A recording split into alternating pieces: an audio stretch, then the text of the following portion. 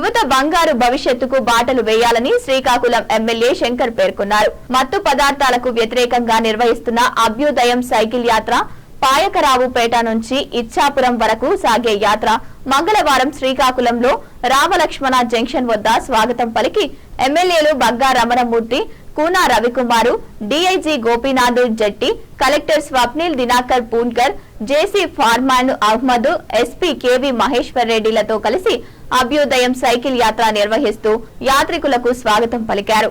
RDO, వివిధ కళాశాల విద్యార్థులు, వివిధ సంఘాల ప్రతినిధులు, యువత, పలు సంస్థల సభ్యులు, ఎస్పీలు, డీఎస్పీలు, ఎస్ఐలు, సిఐలు, ఎక్సైజ్ అధికారులు తదితరులు ఇతర అనేక సంస్థల ప్రతినిధులు పాల్గొన్నారు.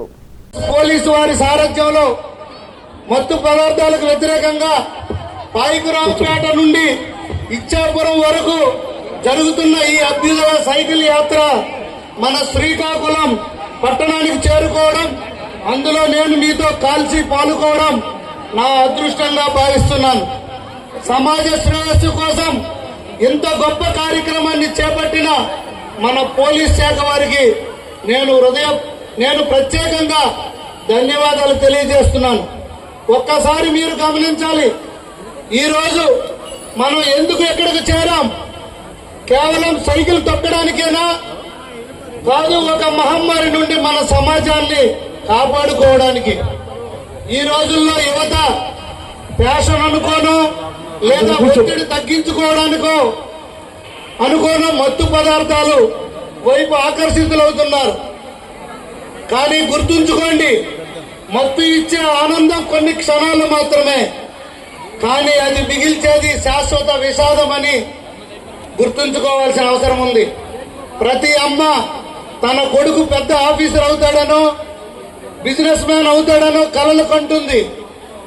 కానీ ఆ కొడుకు గంజాయికో, డ్రగ్స్ కో బానిసై పిచ్చివాడిలా రోడ్ల మీద తిరుగుతుంటే ఆ తల్లి గుండె ఎంత తల్లడిల్లుతుందో ఒక్కసారి ఊహించుకోండి.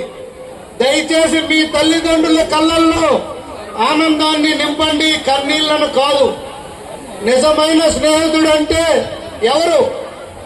ఒక్కసారి దమ్ము కొట్టు, కిక్కు ఉంటుందని చెప్పేవాడు కాదు. ఒరేయ్, అది విషం, దాని జోలికి వెళ్ళొద్దు అని ఆపేవాడే నిజమైన దోస్తు. మీ పక్కన ఉన్నది స్నేహితుడో శత్రువో మీరే నిర్ణయించుకోండి. ఈ రోజు మనం చేస్తున్నది సైకిల్ యాత్ర. అంటే సైకిల్ తొక్కడం వల్ల గుండె బలంగా తయారవుతుంది, కానీ డ్రగ్స్ తీసుకుంటే గుండె ఆగిపోయేలా చేస్తుంది.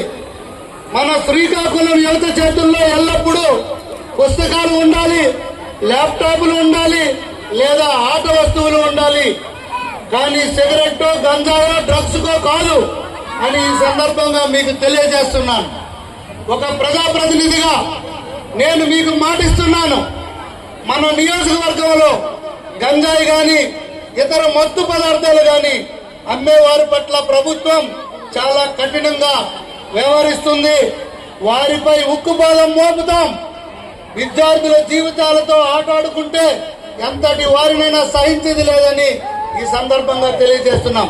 చివరిగా మీ అందరికీ నా విజ్ఞప్తి ఒకటే, రండి